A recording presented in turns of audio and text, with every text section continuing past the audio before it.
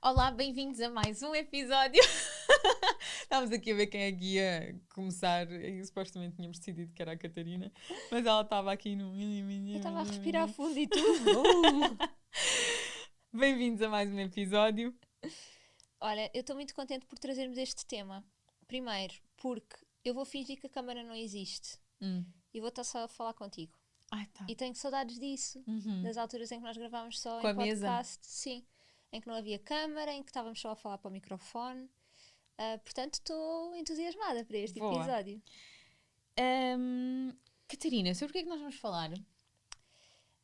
Vamos falar sobre propósito de vida ou, quem sabe, não propósito de vida. Vamos contar a nossa história, um bocadinho de como é que nós nos fomos descobrindo, vamos descobrindo e vamos continuar a descobrir-nos, porque esta coisa de ficar estanque, Não existe. já encontrei, já Sim, está, sim. é um bocadinho por aí que nós queremos falar, trazer esta conversa. Sim, uma das coisas que vocês perguntaram bastante foi na altura do podcast sobre empreendedorismo. Como é que nós nos tínhamos encontrado como empreendedoras, como é que as ideias surgiam e por aí fora. E eu apercebi-me que vocês não sabem algumas coisas, ou que aquilo que sabem é só o que está aqui. E a quantidade de meninas que eu acabo por falar, e quando digo meninas é porque nós também já fomos essas meninas e nós também somos meninas para muitas pessoas que são nossa referência e inspiração. Às vezes não é só referência, basta ser uma inspiração. Então neste processo é tão importante nós vermos o momento inteiro, não é? Não é chegámos aqui, fizemos aqui, está aqui. Não. Há um longo percurso até. Eu acabo por não me aperceber tanto desse percurso porque eu escolho não olhar para o tempo inteiro que demora senão frustro. Que é importante nós conhecermos e sabermos o que fazer no entretanto para nos mantermos motivados. Então eu escolho não atentar a quanto tempo é que está a demorar e estar só focada ali no objetivo final ou em algo que não é estanque, mas que sabemos que vai acontecer. E essas meninas às vezes perguntam-me: bolas, como é que chegaste até aqui? O que é que proporcionou a ideia? E eu tenho essas coisas bem resolvidas na minha cabeça. Nós já falámos várias vezes sobre isso, até tu, relativamente a todo o teu percurso. E eu acho que há coisas que vocês não sabem e que pode de alguma maneira ajudar em algumas fases da vossa vida, e não só da fase de vida profissional. Exato. Porque muitas destas coisas não separam quem nós somos na vida pessoal. Aliás, eu acredito que é muito este o segredo para as coisas fluírem, é que eu sou a mesma pessoa no trabalho que sou em casa, se calhar com um nível de extroversão diferente, com um sentido de humor acautelado. mas a pessoa é a mesma, então é possível só fluir e as coisas estarem a seguir. Eu vou fazer-te uma pergunta que não tinha pensada, mas que me surgiu agora, que é: quando tu eras pequenina, como é que tu te vias em adulto? Eu via-me a cuidar. As minhas brincadeiras preferidas, vou contar-te como é que eu brincava. Eu punha almofadas debaixo da roupa, ia para o espelho e fingia que estava grávida e imaginava: agora o meu marido chega à casa, eu vou mostrar-lhe que estou grávida. Estas eram as minhas brincadeiras. Ou sentava os meus bonequinhos todos nos degraus das escadas e assim em patamares eu era a professora, eu estava a falar para eles. E a pergunta que me fizeste é como é que eu me via, e eu não sei muito bem, mas eu sentia que ia ser uma extensão daquilo que estava a acontecer ali, sabes? Então imaginava-me mãe, por exemplo. Isso era sempre muito fácil para mim imaginar. A nível profissional, ou quando pensava assim mesmo em idade adulta, não é? Como é que seria o meu dia-a-dia, eu não sei. A única coisa que me recordo era desta presença de crianças e era muito cuidador, porque eu pensava: talvez pudesse ser médica, talvez pudesse ser educadora de infância, talvez pudesse ser enfermeira, mas crianças tinham de estar sempre presentes. Pois, exato. E tinhas isso em redor para te servir de inspiração? Sim, de alguma forma. Ia dizer-te que não, assim, rapidamente, mas não é verdade, porque de alguma forma eu sou a neta mais nova, portanto, depois de mim há uma bisneta, nós temos 5 anos de diferença, então de alguma forma foi uma criança também que eu acompanhei de perto, mas era só isso. Só que uma das minhas irmãs tirou um curso de auxiliar de educação e então eu colava-me a ela para ir para as creches e ia. E portanto, sim, tinha isso. Pois, Por que iniciativa giro. própria, Que já giro. com 6 anos, 7 Sim, anos, 10 sim, anos. sim, imagina. Para cuidar de outros, mais Sim, pequeninos. sim. Que giro. Olha, eu não... Eu era uma criança indecisa. Gostava das coisas que acontecessem rápido. Tinha dificuldade em aprender. E isso frustrava-me imenso. Porque quando entrava no balé, ia muito motivada. E depois queria sair do balé porque eu não sabia dançar como os outros. E era isto com tudo, com absolutamente tudo. Queria aprender francês, mas depois não, eu não fui feita para isto, porque os outros sabem falar melhor do que eu. E os meus pais deixavam-me desistir, porque tudo bem, estava tudo bem em desistir, portanto foi logo aqui um excelente ensinamento. Por outro lado, eu tive que ganhar a disciplina e a motivação sozinha para não desistir nos momentos em que não era suposto desistir e que tinha que haver alguma resiliência. Então é muito engraçado porque a minha mãe permitia-me desistir porque nunca ninguém tinha permitido fazer isso. Então nós aprendemos estas coisas com os nossos pais. E agora, enquanto mãe, às vezes penso, se a Diana estiver no piano e não estiver a gostar, eu não vou permitir que ela desista. É uma dúvida, eu não sei se vou, se não vou. Porque se eu sentir que ela gosta e que está só a ter um momento de desmotivação, de sentir que não é capaz, então eu se calhar vou querer apoiá-la a ela perceber que é uma fase. Se de facto aquilo nem for um forte para ela não tiver assim tanto interesse, então pronto, então está tudo certo, pode desistir. experimentar outra coisa E pode experimentar outra coisa que goste. Sim.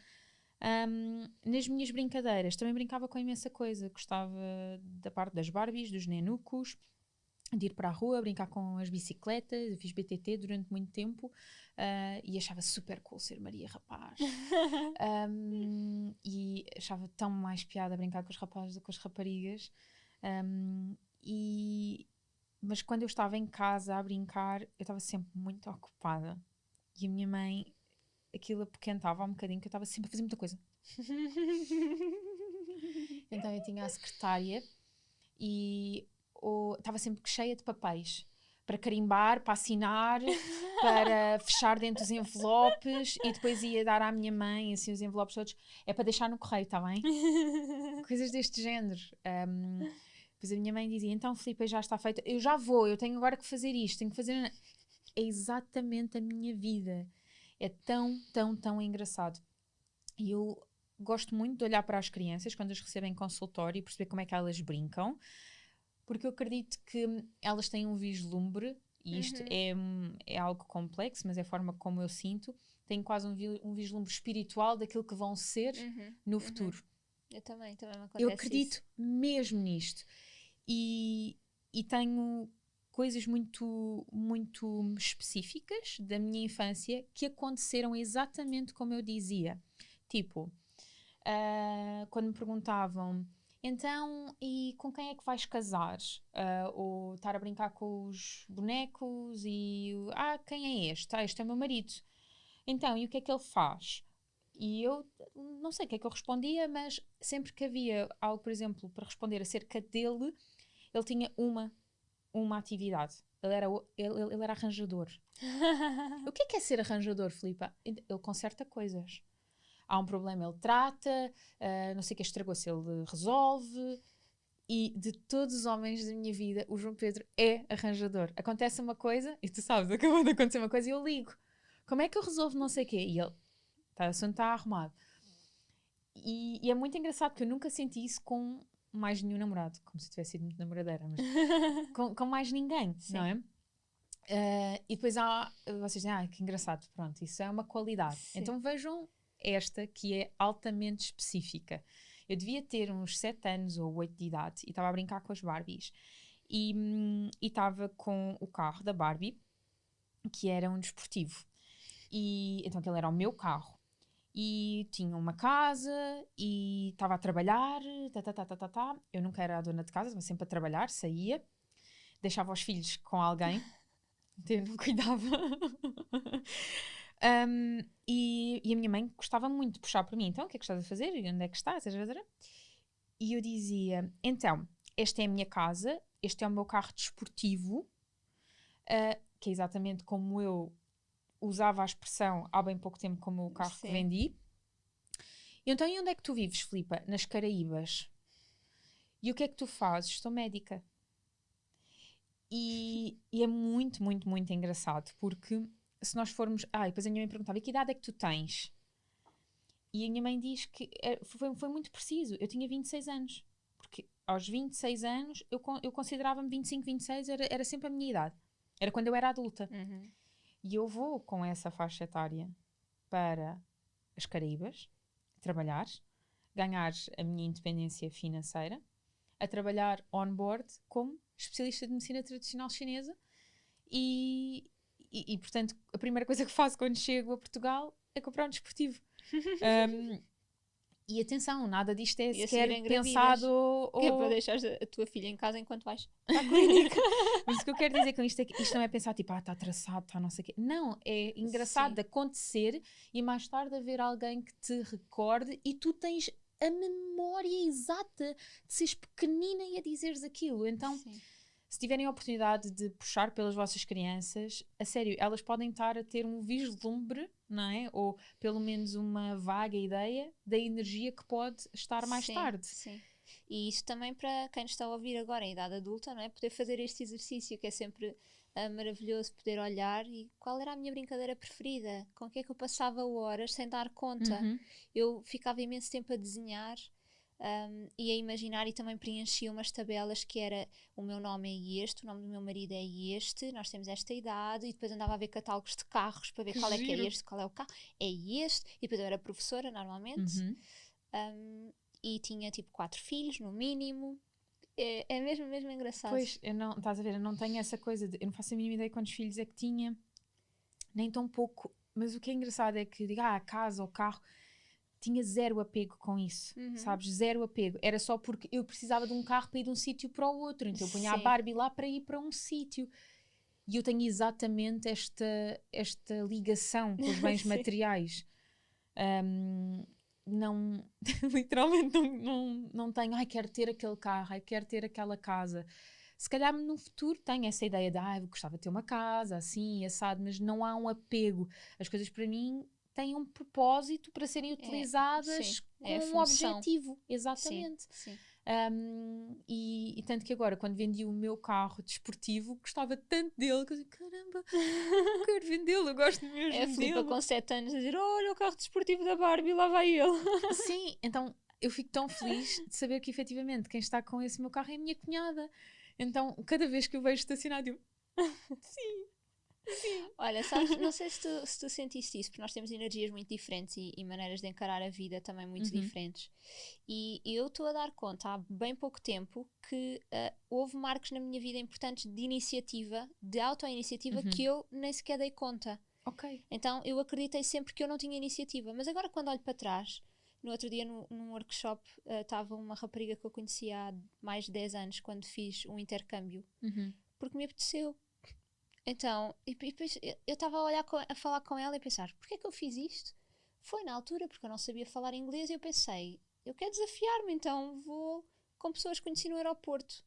Que giro. E pensei assim, Catarina, quem era essa pessoa? Porque para mim eu não via quem era aquela pessoa, eu achava que, sei lá, nem sei, tipo, como é que é possível, sabes? Sim. Então, marcos assim importantes, ou por exemplo, fazer voluntariado por iniciativa própria. Eu trabalhei em casas de acolhimento, fui voluntária em casas de acolhimento, que já fizemos um episódio sobre isso. E também no outro dia que estávamos a falar, eu estava a pensar, quando é que eu me lembrei, como é que eu fiz para ir até lá? Então eu procurei associações que tinham contactos com, inscrevi-me como voluntária, fiz umas formações e às tantas já lá estava, porque o que eu queria era dar colo aos bebés. Sim. Então é muito engraçado esta questão da iniciativa, do empreendedorismo, porque eu até há bem pouco tempo acreditei que eu não tinha capacidade para iniciar nada.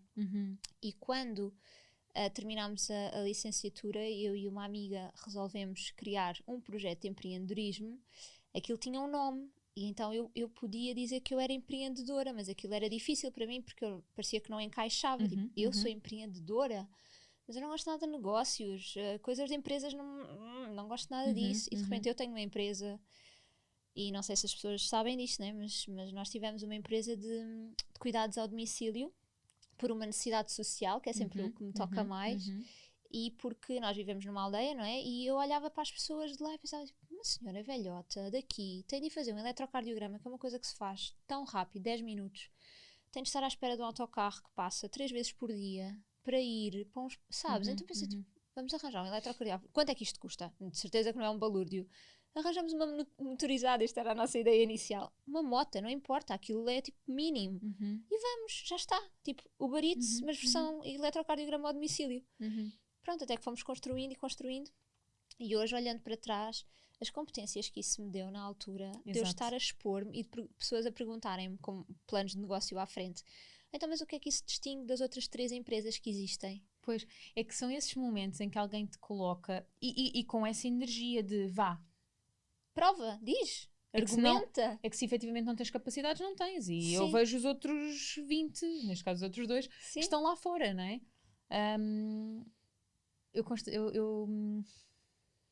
Eu sentia muito isso em Portugal quando era adolescente, porque lá está, eu senti-me sempre muito fora do ambiente onde eu estava. Havia sempre quem se destacasse, havia sempre quem era o melhor aluno, não era eu nunca. Aliás, eu nem sequer me interessava pelas disciplinas da escola, mas foi depois de ter descoberto a medicina tradicional chinesa que mergulhei mesmo e comecei a sentir, eu quero mesmo saber sobre isto, e a ter excelentes notas e percebia que, uau, eu agora sei estudar. Então, quando aprofundava essas coisas, chegava em momentos críticos desse género, tipo com a coordenadora da faculdade, que era extremamente pragmática e que te pedia para tu responderes a isso, e desafiava-me, era bom, porque eu nunca tinha sentido esse desafio para comigo, não é? Era sempre para com um leque de pessoas de uma turma e pronto, se eu não tivesse iniciativa, outros tinham, outras coisas, outros faziam, e eu lá ficava. Foi nos Estados Unidos que isso bateu, porque lá tu tens que estar pronto, ponto final. E se não estás, não estás lá. Então eu acredito mesmo que todas as competências que nós ganhamos, todas as oportunidades que nós temos, acontecem por um motivo. Quando tu criaste essa empresa logo depois de acabares a faculdade? Sim. Talvez um ano depois, 1 ano e meio, máximo. Mas eu, por exemplo, quando eu aceitei, estou a tentar memorizar, né, situar-me, quando eu aceitei o meu primeiro trabalho, que era um part-time, eu já estava a criar o projeto. Portanto, eu lembro-me que na altura fiquei na dúvida do vou aceitar este part-time, mas daqui a bocado eu tenho de me despedir, porque temos de dar. Sim. Então já estava a ser criado. Sim. Quando eu terminei também a faculdade, eu já trabalhava. Eu já trabalhava desde o 2º, 3º ano da faculdade como tutor. E eu decidi não ir à China para ficar cá por uma questão familiar e porque também já trabalhava em várias clínicas, então aquilo para mim era espetacular, porque fazia o artigo científico, fazia a monografia, tinha o estágio da faculdade, depois ainda tinha o trabalho já dentro da própria área lá fora. Então eu quando terminei a faculdade, eu em boa verdade já sentia que atuava. E quando terminei, passado alguns meses, decidi criar a Essence, porque comecei a ser confrontada nos lugares onde eu trabalhava com coisas de mas aqui é só estética. Mas aqui não podes fazer massagem. Não, mas aqui há nutricionistas, não podes falar de dietética. Ou não podes usar os teus equipamentos, porque nós aqui temos outros equipamentos. Óleos essenciais, aqui não. Que para mim não fazia o mínimo sentido eu ter uma abordagem diferente em cada local onde trabalhava. E sentia-me algo que era algo restrito, não é? Então foi quando decidi, não, isto vai ter a mesma linguagem, eu vou ter que saber onde trabalho e onde trabalho atuo da mesma forma, porque acontecia pacientes precisarem de uma coisa e eu quase que tinha vontade de dizer assim, olha, mas eu aqui não faço isto, mas ali faço. E obviamente nunca o fazia porque Claro. isso não é ético, Claro. mas eu ficava a sentir que, Sim, caramba, eu sim, posso sim. ajudar mais esta pessoa Uhum. e não estou a fazê-lo, não é? Segundo as minhas competências. E então foi quando criei a Essence, que tinha os 3 pilares, que ainda tem à data, que é a medicina tradicional chinesa, a estética e dermocosmética e dietética. E a partir daí foi tão incrível, porque chegaram marcas para trabalhar connosco. Eu estava com uma colega de faculdade nessa primeira fase, depois ela até deixou de trabalhar em medicina tradicional chinesa. Eu ainda hoje brinco e digo que no dia em que ela quiser voltar, o lugar dela está lá sempre, porque vocês não imaginam, ela é uma médica incrível e uma pessoa com um coração gigante. E então só o facto de não, eu tenho que ser fiel a mim mesma, eu tenho que perceber o que é que eu quero fazer todos os dias, em qualquer momento, em qualquer lugar onde trabalhe, né? Como tu dizes, o teu propósito era ajudar as pessoas e levar as coisas às pessoas. Então isso faz-nos mover. A partir daí tens uma ação. Então o que é que eu tenho que fazer para criar? E eu lembro-me de não saber nada de negócios, absolutamente nada. Eu chumbei a matemática 2 vezes. Eu só pensava, como é que eu sozinha vou gerir uma empresa? Isto não vai correr bem. Falei com tanta gente, falei com os meus tios, informei-me. E a primeira coisa que eu fiz, eu lembro-me, foi registar a marca. Foi a primeira coisa. Ainda a empresa não existia, a marca já existia. Começar a criar a linguagem, a identidade visual. E de repente começar a ver as coisas. Sabes, assinar o e-mail. Essence Prime Care. Olha, Uau! Eu desculpa se te corto o raciocínio, mas eu lembro-me também, nós depois fomos à faculdade até fazer uma mini palestra para os estudantes, e eu lembro-me quando o telefone da Cardiorrespira tocava, eu pensava, ai meu Deus, alguém a pedir um exame. Pai, eu vibrava tanto com aquilo, porque eu estava mesmo a ser útil para alguém. Sim. E eu sabia que para as pessoas nos estarem a pedir aquilo é porque precisavam mesmo. Ou por questões de tempo, que é o tempo é precioso, eu não vou estar a fazer uma deslocação. Ainda para mais, por exemplo, um Holter, que são 2 dias seguidos, não é? 24 horas, tenho de ir à clínica um dia pôr, e depois no dia seguinte tenho de ir à mesma hora tirar.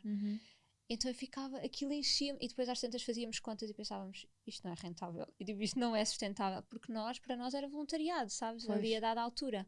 E isso foi muito desafiante. Queria também fazer aqui só uma ponte para a questão de, porque parece que estou a falar como cardiopneumologista, que fui, e que honro muito. Eu sempre soube que era temporário. Sabes, eu quando me inscrevi para a licenciatura de cardiopneumologia, eu também me inscrevi para enfermagem e achava que uma delas podia ser, mas cardiopneumologia tinha ali um mistério que era tipo, eu não sei o que isto é, eu quero ir descobrir. E depois gostei mesmo da licenciatura, porque havia muito este contacto com as pessoas. E quando eu terminei o curso, eu fui por iniciativa própria, mais uma vez, ao Hospital de Santa Cruz, em Carnaxide, que tinham cardiologia pediátrica. E fui pedir um estágio voluntário. Para mim, aquela manhã que eu passava lá, aquilo foi difícil, porque eu tive de escrever uma carta e tive de ir ao diretor de serviço e tive de ir dizer, eu gostava muito de aprender um bocadinho convosco, e depois ele ficou a avaliar e depois disse-me que sim. Então, todos estes passos que parecem nada e que olhando para trás, eu estava em superação constante. Claro. E os meus pais a irem comigo. É muito importante nas nossas etapas, cada um tem que trilhar esse caminho. Há alturas em que nós temos mesmo assim, os nossos anjinhos da guarda que nos acompanham, não é? Em todas as etapas. Neste caso, os teus pais, em qualquer decisão que tu fosse, eles estavam lá. No meu caso, foi o oposto. Foi saber que eu tinha tomado uma decisão, e agora, por exemplo, relativamente à questão de ter ido trabalhar para a Disney Cruise Line, eu fui com proposta de um amigo e eu tinha medo de concorrer, porque eu sabia que muito possivelmente no primeiro instante em que eu concorresse ia ser aceite. E portanto fui aceite, decidi ir, e eu sabia que ia sozinha. Então, depois da minha decisão estar tomada de ir embora, é o outro desafio, estás a ver? Que é como é que eu lhes digo que vou embora? Como é que eu lhes digo que tenho estabilidade aqui, que tenho uma relação há anos, que está tudo extremamente bem organizado e eu vou-me embora? e que também é temporário, porque eu também soube que era temporário. Então, o que é que justifica eu ir para algum lado temporariamente se eu aqui tenho estabilidade, se eu estou a crescer, se eu tenho a agenda cheia, se... Porque muitas vezes acham que eu fui para os Estados Unidos quando as coisas aqui estavam a começar, não estavam a correr bem, e que só depois é que deu certo. E não é verdade.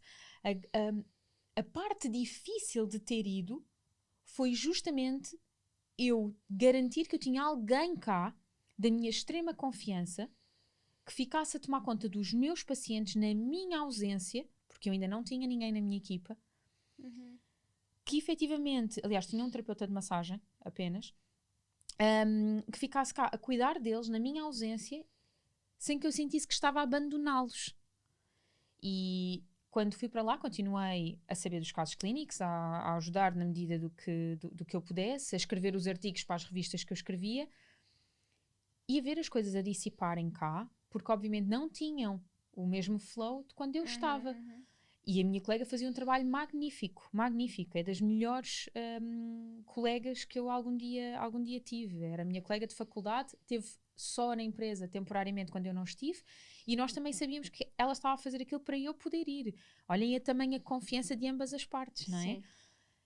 Então, este caminho que às vezes alguém pode estar a ouvir, que bom, porque os teus pais estiveram lá para te apoiar. Às vezes, mesmo que os pais queiram estar, o caminho é não estarem. Sim.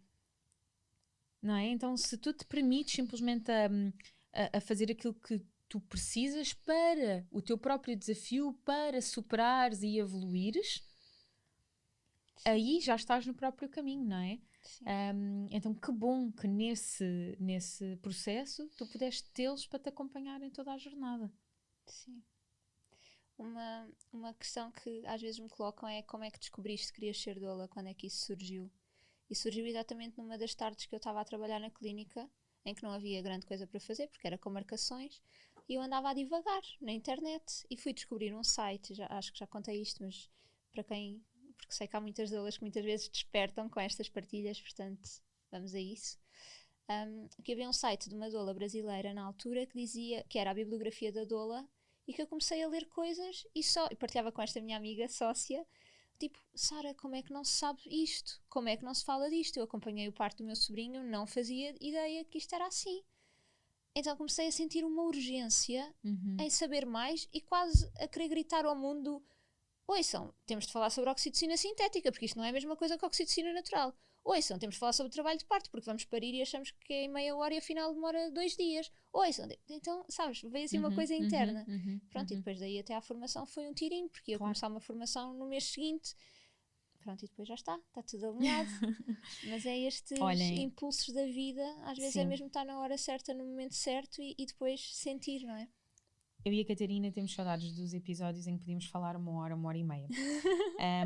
Mas o que eu quero, assim, em modo fecho, deixar com as nossas partilhas é que, bom, eu e tu acreditamos que tudo acontece por um motivo e que há muita coisa aqui que está relacionado mesmo até num plano astral. Nós sentimos mesmo isso e está tudo certo para quem não sente. Sim. Eu acho muito engraçado, eu acredito mesmo no vision board, eu acredito mesmo em manifestação das coisas que nós queremos que aconteçam. Meses, não muitos meses, que há uns 2 ou 3 meses antes da questão da Disney ter surgido,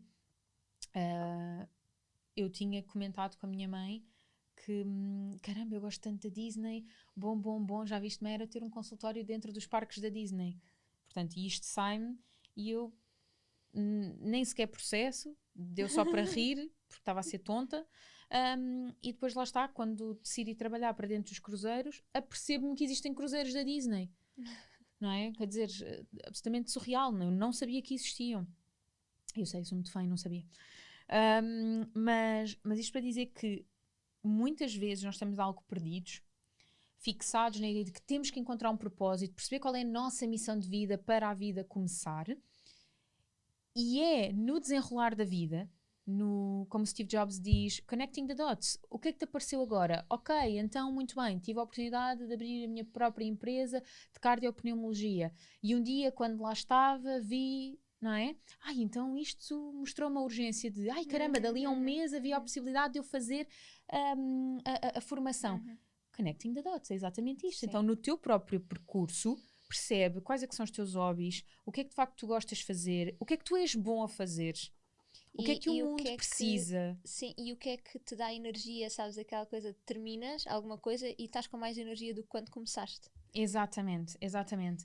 E os japoneses falam muito de como descobrir a nossa profissão, a nossa vocação, a nossa paixão e a nossa missão através de algo que eles chamam Ikigai, que é isto mesmo, que é o que é que tu amas fazer, o que é que tu és bom a fazer, o que é que o mundo precisa e em que é que tu podes ser remunerado por. Isso define o teu Ikigai. E às vezes tu não sabes responder a isto e está tudo certo. Não temos de ficar presos no presente a achar que pronto, então não dá para evoluir porque eu não sei responder. O que é que tu hoje gostas de fazer? Que oportunidade é que tens hoje? E se não sabes o que gostas de fazer, é a oportunidade para descobrir o que gostas de fazer, sem sequer pensar se é propósito de vida, se te vai trazer remuneração. Sem dúvida. Nada, sem dúvida. Não é? Só explorar. E focar em, eu gostava de aprender espanhol. Ok, por que não? Então por que não?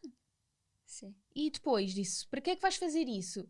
Não sei, mas quero mesmo fazê-lo. Já agora, é motivo suficiente. Exato. Então em consulta isto acontece-me tantas vezes. No outro dia tinha uma miúda a dizer-me isso. Eu queria mesmo aprender espanhol, mas o meu pai diz-me, para que é que eu quero aprender espanhol? Eu dizia, o que é que tu lhe respondeste? Disse-lhe que não sabia. E então ele não me paga.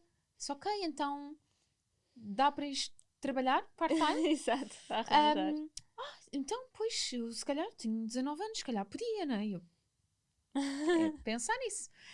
Porque às vezes é estas questões, não é? Então, hoje, quem é que eu sou hoje? Em pequenino, o que é que eu gostava de fazer?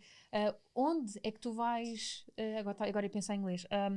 Onde é que tu vais buscar a tua energia, não é? Recarregar a tua energia. Eu costumo fazer um exercício também em pré-conceição que é descreve-me o teu dia ideal. Sim. E sabes o que algumas pessoas dizem? Mas quê? Durante a semana ou no fim de semana? Não mesmo. É que isso já é mau sinal. Desde quando acordas, o que é que vais fazer? Quanto tempo é que tens para preparar o pequeno almoço? Quem é que está contigo? Quem é que salta na cama primeiro? Vem uma criança saltar ou és tu que te levantas antes? É o quê? Estes detalhes. Sabem aquela coisa do ai, não me apetece nada. Tem que apetecer. Idealmente tem que apetecer. Se efetivamente, isto eu também digo, se efetivamente não apetece, então há apenas uma resposta, uma pergunta que vocês têm que fazer e que têm que saber responder, que é, então porquê é que vocês estão lá? Qual é o objetivo? Então, eu tenho aquele emprego que eu tenho que ganhar dinheiro. Eu quero muito comprar uma casa ou quero ir viajar no final do ano. Ok, então vais trabalhar feliz porque tens aquele propósito, aquele objetivo. Despedir, e já estava mesmo para fechar a empresa, essa foi uma das perguntas que me acompanhou numa sexta de manhã quando eu acordei e pensei, bolas, outra vez lá vou eu. E depois, Catarina, é isto que te permite pagar a formação, que tu amanhã vais para Évora para o curso de Olas. Então foi tipo, obrigada, lá vou eu trabalhar, toda contente. Então aquelas histórias de, nós temos que trabalhar em algo que amemos para o resto da vida e temos que ser felizes e comparamos-nos constantemente com as outras pessoas. Eu recebo mesmo isso muitas vezes no Instagram. Ai, gostava tanto de ser apaixonada como tu para fazer o que tu fazes e... Eu de facto gosto mesmo muito do que faço. Não há momento algum que eu acorde e diga preferia, não, eu tenho mesmo muita sorte, mas em pequena eu odiei ir para a escola todos os dias, então é trabalhar em prol de algo que nós gostemos. Não existe, não há possibilidade, então qual é o propósito? E focar nisso, disciplina, motivação, é simplesmente possível. E é um caminho de autodescoberta. Se precisarem da nossa ajuda para alguma coisa, partilhas, dúvidas, angústias, estamos aqui. Sem dúvida alguma. Isto é assim um bocadinho só daquilo que é possível. Mas espero sinceramente que tenha ajudado. Se sentirem borboletas na barriga, já valeu. Sim, era muito bom. Partilhem, gostem, subscrevam. Se têm possibilidade de ir à Apple Podcasts, deixem lá um comentáriozinho. e obrigada. Obrigada pela vossa presença. Obrigada.